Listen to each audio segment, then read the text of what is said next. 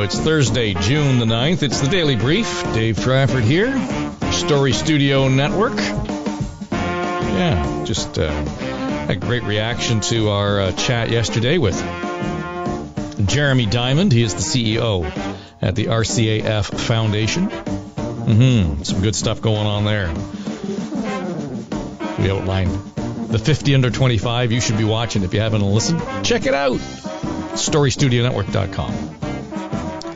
And we'll have all the details for you. A few loose ends I want to cover today. Looking forward to this live congressional hearing on the January 6th story. We're going to get into that deeply tomorrow.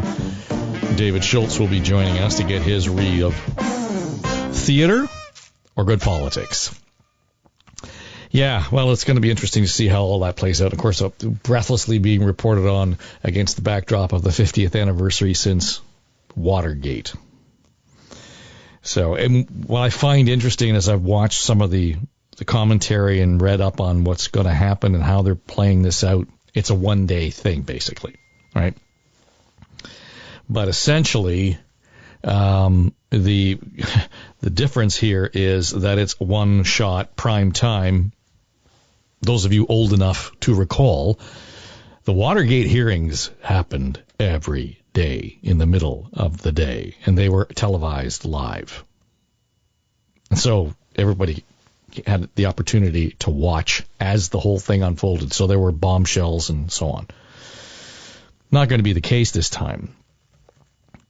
And I didn't realize this until the other day. Fox News is not going to carry this hearing at all. And I guess, editorially, they can do what they want with it. But what is interesting is it's not so much about their editorial decision.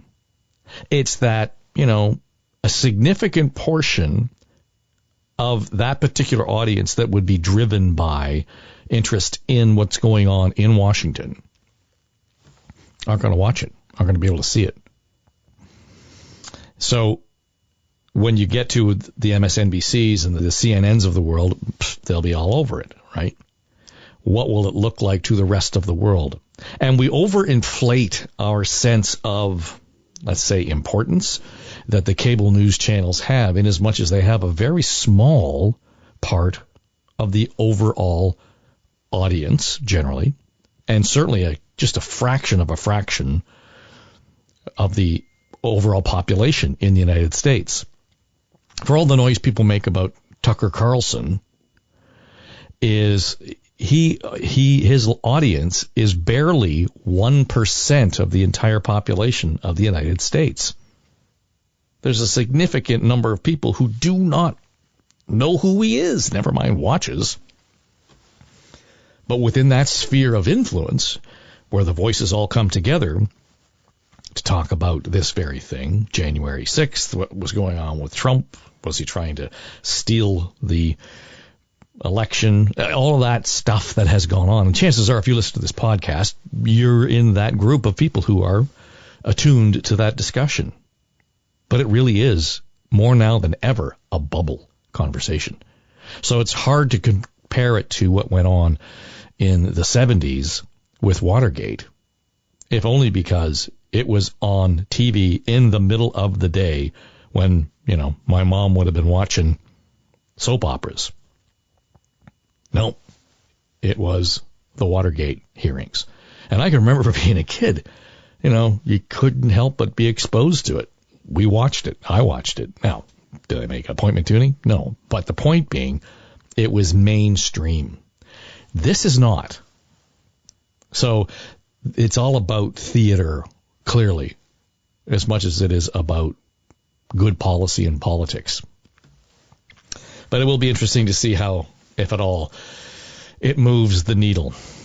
So David Schultz will be joining us tomorrow. We'll chat about that with him. He is a political science expert from Hamline University in Minnesota, and he's also a constitutional law expert. So, and he's always got something, really thoughtful, and he, of course, he's covered the history of this well before Watergate. So he'll be joining us tomorrow on the Daily Brief. A few other things that I just want to touch on. There's been a lot of conversation this week about this idea of merging the NDP and the Liberals in Ontario. Greg Sorbara apparently came out and told the Globe and Mail that would be the thing to do. Now, Greg Sorbara is a Liberal heavyweight in this province, and no stranger to provincial politics, certainly to the provincial Liberal government here in Ontario in the day. But, and it's sort of kicked up all kinds of a storm around no, that's never going to work. It would be the stupidest thing. And the Liberals can't possibly merge with the NDP and the NDP merging with them. And my thinking on this is not going to be anything like a merger whatsoever. Period. If anything, the NDP is in a position to stage a hostile takeover. Because think about this. Stephen Del Duca leaves the party in a worse place than it was after Kathleen Wynne got trounced in 2018. And I'll tell you why. First of all, in 2018, they saw it coming to the point where Wynne came out and said, we know we aren't going to win, but we need to stop Doug Ford. So we need to be voting strategically. And I say this knowing that I'm going to step down and I'm not going to run for the leadership. I'm not going to stay on as leader. It was a bold, difficult thing for her to do. But they saw this coming. The same people who saw that coming didn't see what happened this past week coming. The election here in Ontario, yeah, they figured that they were in a tough fight for second place. But they didn't even get party status. And there are many in the inner circle who are shaking their heads saying, what the fuck was that? How did that happen? They did not see it coming. So let's say, for example, 2 years, the final 2 years of the Wynne government, plus the 4 years in the wilderness, plus another 4 years in the wilderness, because it doesn't matter who their leader is. They will not have a voice, a loud enough voice in the legislature because they aren't an official party. They will not have the funding to support it. And in the short term, even if they decide that they're going to hang in there and wait until, year 3 of the Ford mandate to select a leader, and in some cases that would make sense in terms of, kind of ramping up and getting into the next election. Say what you will about the importance of question period, but they are visible. They're in the news all the time. That matters in the media, whether it's social media, mainstream media, whatever it happens to be. There are points scored during, one way or the other, during question period. And even if it's only for your core, if you do not have a leader in the legislature, that is going to prove to be more than a challenge for the Liberal Party now. But consider this. Andrea Horwath's not going anywhere. There's no indication that she's going to give up her seat. She won't be the leader, but there's no indication that she will not serve out her term in the legislature. Combine that with the idea that they will choose a new leader. We know that's going to happen. Reinvigorate that caucus, if not the party. And now you are going to have two very strong opposition voices in the party. Sort of leader of the opposition, deputy leader of the opposition kind of feel to it.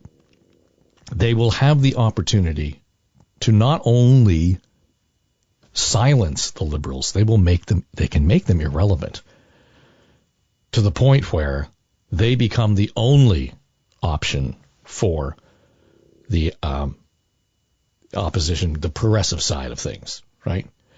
So, even so, I'm looking at Sabrina Nanji's newsletter this week, Queen's Park Observer, and she cites, there are people within the party in her Thursday edition.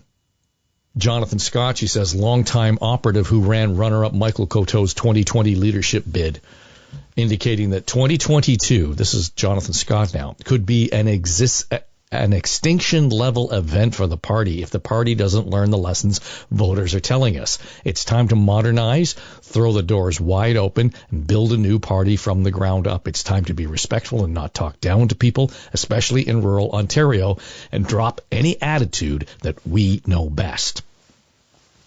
Yes, but that should have happened after Wynne lost. Sabrina goes on and quotes Kelly Foote, a veteran organizer and community activist. Kelly says, the party's problem can't be fixed by the same people who presided over them. The problems, that is. Yes, and that's the problem that they put themselves in when they selected Stephen Del Duca. The party has shown no ability to deal with those two very important points. Having a sense of learning the lessons from the voters as they're being told, or fixing problems without having the people who created the problems involved in the fix. The time to do that was 4 years ago. They blew that. Now there's a hole in the hull, and they're taking on water fast and hard. This ship's going to sink. Does it mean there'll be a Liberal Party in the future? Maybe. But the possibility that there won't be is even higher if the NDP is able to stand up on its hind legs and assert itself as really the only option for opposition in this province. They can say that's the win, and they can make the Liberal Party of Ontario basically irrelevant.